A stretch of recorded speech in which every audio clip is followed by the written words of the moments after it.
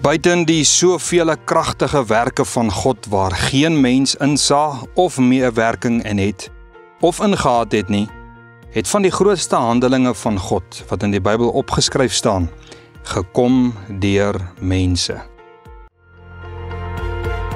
Jy luister na Kort en Kragtig en ek is Fanie Meiburg. Kom ons word kragtig deur die woord.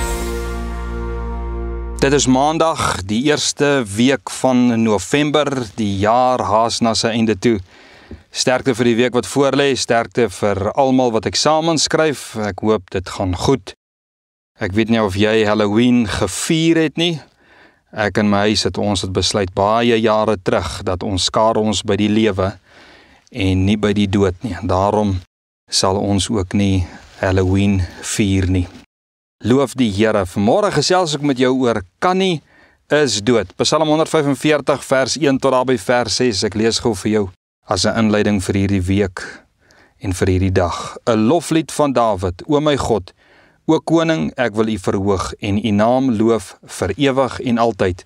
Elke dag wil ek U loof en U naam prys vir ewig en altyd. Die Here is groot en baie lofwaardig en sy grootheid is ondeurgrondelik. Die een geslag prys U werke by die ander en hulle verkondig U magtige dade. Ek wil spreek van die glans van U heerlike majesteit en van U wonderbare dade. En hulle sal spreek van die krag van U vreeslike dade en U grootheid wil ek vertel. Jy weet, so oor die naweek het ek aan my skoonseun 'n bietjie gesels oor die wonderlike skepingskrag van God, van die son en die onderaardse bewegende kragte, die vulkane, die vorming van eilande en kontinente, die geboorte van berge en valleie, die sneeu, die ewenaar, die see, tsunamies, aardbewings, riviere en hulle paaie, en dat Jesus alles wat geskape was in stand hou, soos wat Paulus daar in Kolossense sê. En dat niks wat hierdie totale skepping tref, buite God se bepalende wil en mag is nie.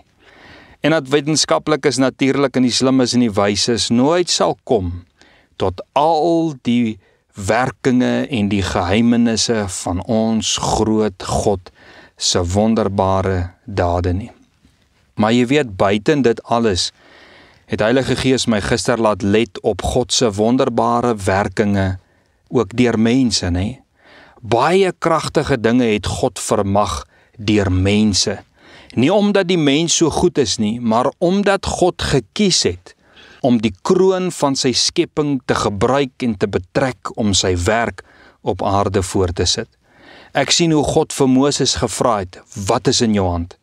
En deur dit wat 'n mens in sy hand gehad het, het God wondere gedoen. Samson, soos vele ander, het gekyk waarop hulle hande kon lê. Enige iets van 'n eselskakebeen tot 'n lantern en daardeur het God wondere gedoen. Jesus en die apostels het hulle hande op mense gelê en die mense het God se hande en voete geword. Want soos die psalmdigter mos sê, hoe lieflik is die voete van die wat die blye nuus van die evangelie verkondig. God het nie sy strategie van wonderdade verander nie. God werk steeds op bonatuurlike wyses sonder die hand van die mens. God werk steeds deur mense wat goed in hulle hand het.